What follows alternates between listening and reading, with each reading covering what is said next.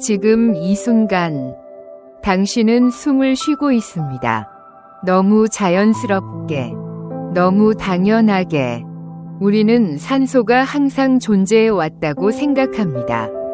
하늘에는 공기가 있고 그 공기 속에는 산소가 있고 우리는 태어나자마자 숨을 쉽니다.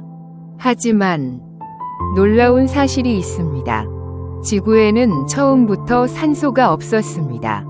우리가 지금 들이마시는 이 산소는 처음부터 하늘에 있던 것이 아닙니다. 누군가가 만들었습니다. 그것도 거대한 동물이나 식물이 아닙니다. 산도 아니고 바다도 아니고 나무도 아니었습니다. 산소를 만든 최초의 주인공은 눈에 보이지 않을 만큼 작은 생명체였습니다.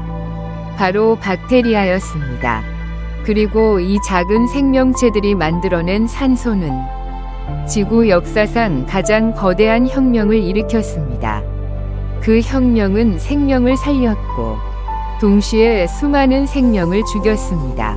오늘 우리는 지구의 하늘이 어떻게 바뀌었는지, 산소가 어떻게 탄생했는지, 그리고 왜 우리가 지금 숨을 쉴 수 있는지 그 놀라운 이야기를 따라가 보겠습니다. 약 45억 년 전, 지구는 지금과 완전히 다른 행성이었습니다.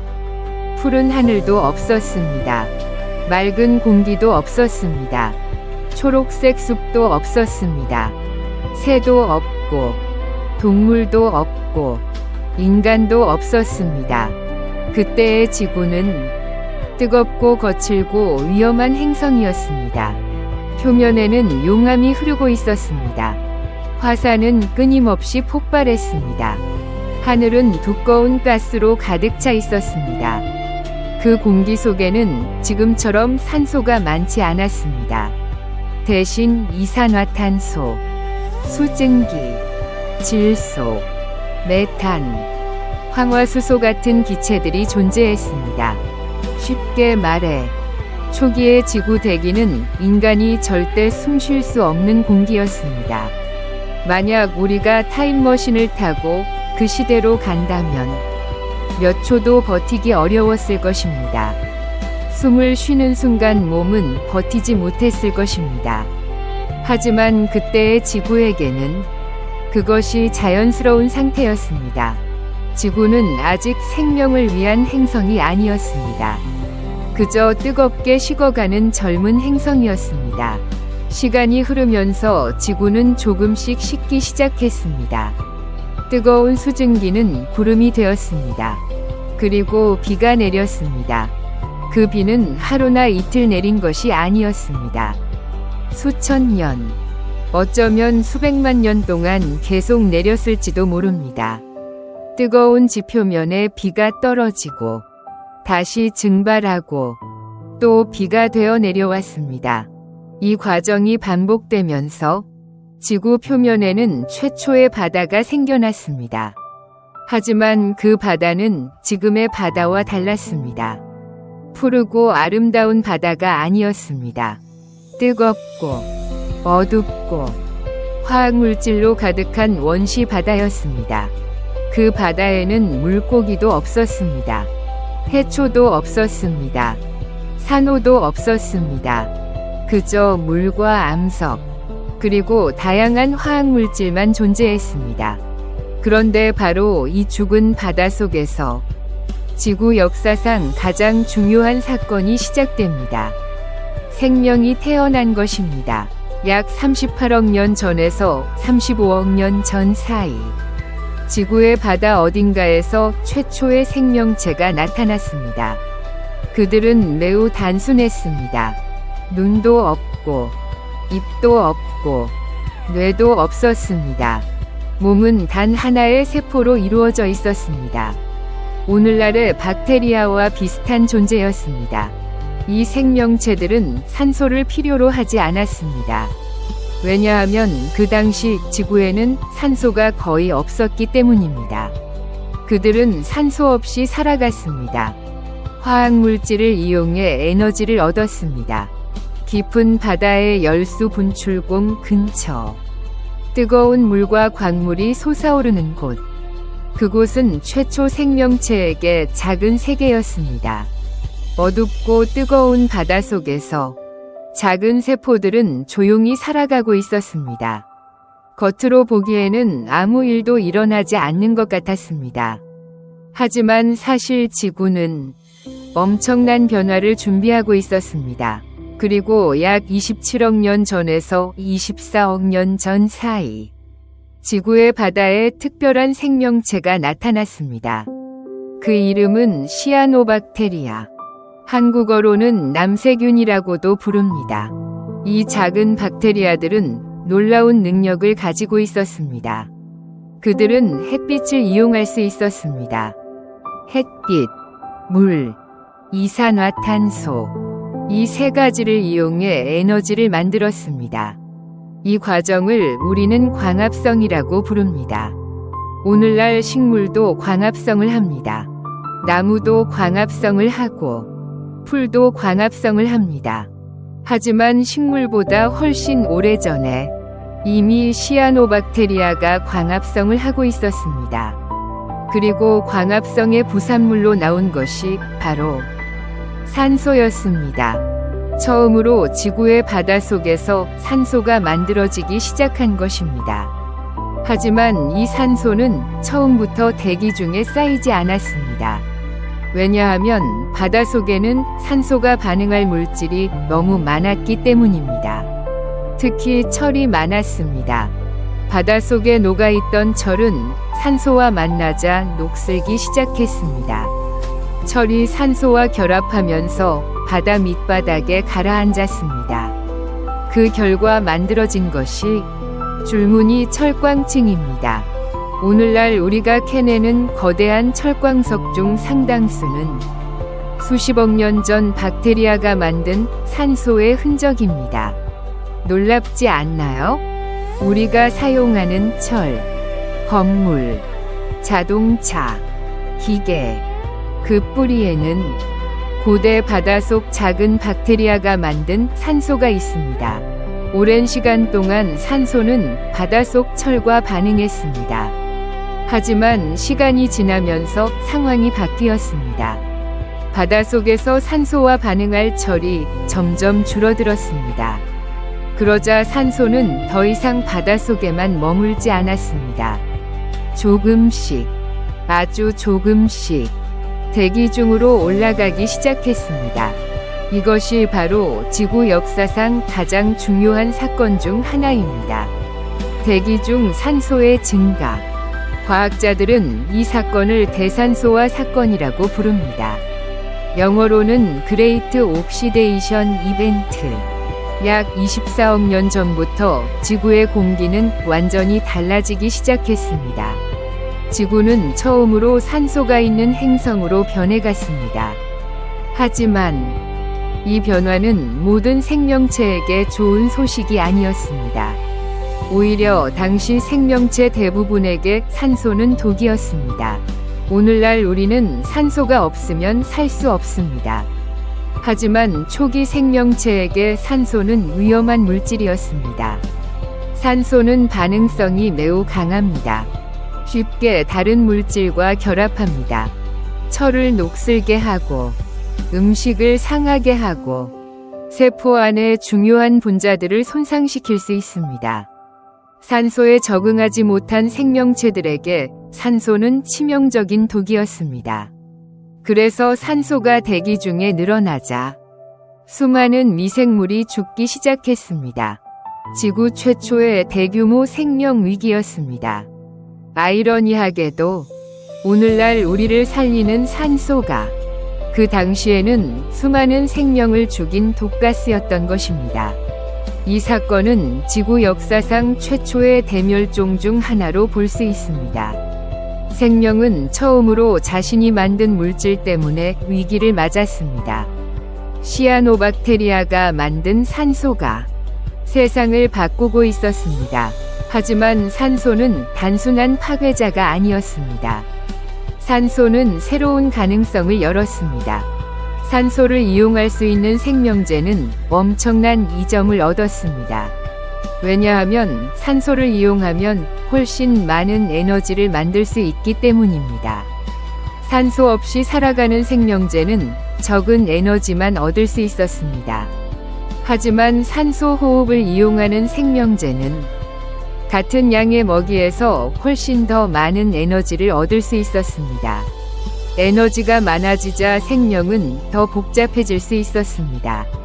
더 큰 세포, 더 복잡한 구조, 더 빠른 움직임, 더 정교한 몸. 결국 산소는 복잡한 생명의 문을 열었습니다. 산소가 없었다면 동물은 없었을 것입니다. 큰 몸을 가진 생명체도 없었을 것입니다. 빠르게 움직이는 포식자도 없었을 것입니다.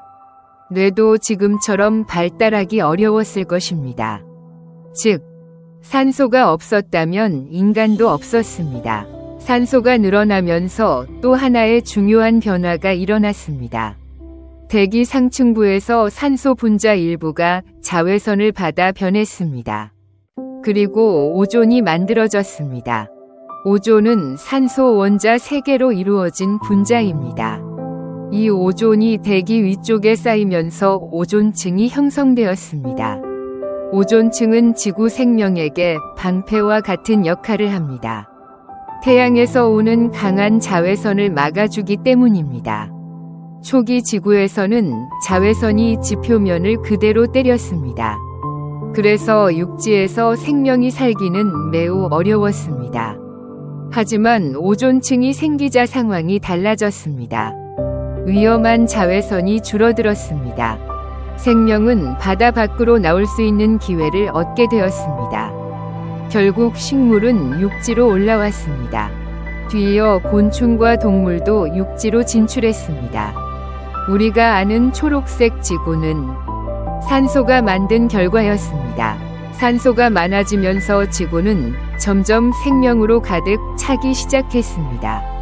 처음에는 바닷속 미생물뿐이었습니다. 하지만 시간이 지나면서 더 복잡한 생물들이 나타났습니다. 다세포 생물, 동물, 물고기, 식물, 그리고 마침내 육상 생물. 육지에는 식물이 자라기 시작했습니다. 작은 이끼 같은 생명체가 먼저 올라왔고, 그 뒤를 따라 더 큰 식물들이 등장했습니다. 식물은 다시 산소를 만들었습니다. 점점 더 많은 산소가 대기 중에 쌓였습니다. 숲이 나타났습니다. 곤충이 날아다녔습니다. 양서류가 물가를 기어 나왔습니다. 파충류가 등장했습니다. 그리고 훗날 공룡이 지구를 지배하게 됩니다. 이 모든 과정 뒤에는 산소가 있었습니다. 산소는 단순한 기체가 아니었습니다. 산소는 지구의 역사를 바꾼 힘이었습니다. 약 3억 년 전, 석탄기라고 불리는 시대가 있었습니다. 이 시기에 지구는 거대한 숲으로 뒤덮였습니다. 나무와 양치식물이 하늘 높이 자랐습니다. 늪지대가 넓게 퍼져 있었습니다. 그리고 대기 중 산소 농도는 지금보다 훨씬 높았습니다. 그 결과 놀라운 일이 벌어졌습니다. 곤충들이 거대해졌습니다. 날개 길이가 70cm에 달하는 거대한 잠자리, 사람 팔만 한 벌레, 2m 가까운 거대한 절지동물. 지금 보면 괴물처럼 느껴지는 생명체들이 실제로 존재했습니다. 왜 그들은 그렇게 커질 수 있었을까요? 그 이유 중 하나가 바로 높은 산소 농도였습니다. 곤충은 폐가 아니라 몸의 작은 관을 통해 산소를 전달합니다. 산소가 많으면 몸이 커져도 산소 공급이 쉬워집니다. 그래서 당시의 높은 산소는 거대한 곤충의 시대를 가능하게 했습니다. 산소는 생명체의 크기까지 바꾸었습니다. 그렇다면 오늘날 우리가 숨 쉬는 산소는 어디에서 올까요? 많은 사람들은 나무만 떠올립니다. 물론 나무와 숲은 매우 중요합니다. 하지만 지구 산소 생산에서 바다는 엄청나게 중요한 역할을 합니다. 바다 속의 식물성 플랑크톤, 시아노박테리아, 해조류, 이 작은 생명체들이 광합성을 하며 산소를 만듭니다. 지구 산소의 상당 부분은 바다에서 만들어집니다. 우리가 숨 쉬는 공기에는 바다의 힘이 담겨 있습니다. 당신이 지금 들이마신 산소 한 모금, 그 안에는 숲의 숨결도 있고 바다의 기억도 있습니다. 그리고 수십억 년 전 작은 박테리아가 시작한 혁명의 흔적도 있습니다. 산소는 생명에게 필수입니다. 하지만 너무 많아도 위험합니다.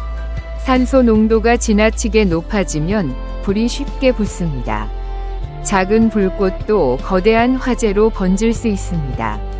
과거 산소 농도가 높았던 시기에는 대형 산불이 자주 발생했을 가능성이 있습니다. 반대로 산소가 너무 적으면 큰 동물은 살아가기 어렵습니다. 즉, 지구의 산소 농도는 아주 섬세한 균형 위에 있습니다. 너무 적어도 안 되고, 너무 많아도 안 됩니다. 우리가 살아가는 현재의 지구는 그 균형이 절묘하게 맞아 있는 세계입니다. 우리는 그 균형 속에서 숨쉬고 있습니다. 인간의 몸도 산소 없이는 움직일 수 없습니다. 우리의 세포는 산소를 이용해 에너지를 만듭니다. 심장은 산소가 담긴 피를 온몸으로 보냅니다. 뇌는 특히 산소를 많이 필요로 합니다. 산소 공급이 몇 분만 끊겨도 뇌는 심각한 손상을 입습니다. 우리가 생각하고, 움직이고, 말하고, 느끼는 모든 과정 뒤에는 산소가 있습니다. 당신이 지금 이 영상을 보고 있는 것도, 눈이 빛을 받아들이는 것도, 뇌가 의미를 이해하는 것도 모두 산소 덕분입니다. 그러니 산소는 단순한 기체가 아닙니다. 산소는 우리의 삶 그 자체입니다. 하지만 가장 놀라운 사실은 이것입니다. 산소는 원래 생명을 위해 만들어진 것이 아니었습니다. 시아노박테리아가 산소를 만든 이유는 인간을 위해서가 아니었습니다. 그들은 그저 살아가기 위해 광합성을 했습니다. 산소는 그 과정에서 나온 부산물이었습니다. 쉽게 말해, 산소는 처음에는 쓰레기처럼 배출된 물질이었습니다.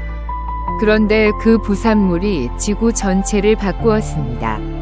하늘을 바꾸고, 바다를 바꾸고, 생명을 죽이고, 다시 새로운 생명을 만들었습니다. 그리고 결국 인간까지 탄생시켰습니다. 수십억 년 전 작은 박테리아가 버린 산소가 오늘날 우리를 살리고 있는 것입니다.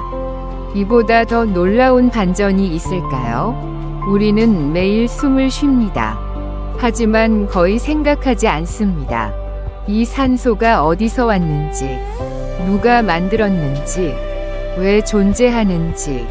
지구의 산소는 단순히 하늘에 원래 있던 것이 아닙니다. 그것은 생명이 만든 것입니다. 작은 박테리아가 시작했고, 바다가 키웠고, 식물이 이어받았고, 수십억 년의 시간이 완성했습니다. 지금 당신이 들이마시는 산소는 지구의 아주 오래된 선물입니다. 그 안에는 고대 바다의 기억이 있습니다. 보이지 않는 박테리아의 흔적이 있습니다. 수많은 멸종과 진화의 역사가 담겨 있습니다. 그리고 어쩌면 우리가 잊고 사는 가장 중요한 사실 하나를 알려줍니다. 우리는 혼자 살아가는 존재가 아닙니다. 우리는 공기와 연결되어 있고, 바다와 연결되어 있고, 식물과 연결되어 있고, 수십억 년 전이 미생물과도 연결되어 있습니다. 당신이 지금 내쉬는 숨은 언젠가 다른 생명의 일부가 될지도 모릅니다. 그리고 당신이 지금 들이마시는 숨은 수십억 년 전 누군가가 남긴 흔적일지도 모릅니다. 산소, 그것은 보이지 않지만 지구의 모든 생명을 이어주는 가장 오래된 다리입니다. 지구에는 처음부터 산소가 없었습니다. 하지만 작은 생명체들이 산소를 만들었습니다. 그 산소는 한때 생명을 죽였고 결국 더 복잡한 생명을 탄생시켰습니다. 그리고 마침내 우리에게 숨을 선물했습니다. 이 이야기가 흥미로웠다면 좋아요와 구독을 눌러주세요. 다음 영상에서는 생명은 어떻게 무에서 시작되었을까? 우리는 지구 역사상 가장 어려운 질문으로 돌아갑니다. 생명은 도대체 어디에서 온 것일까요?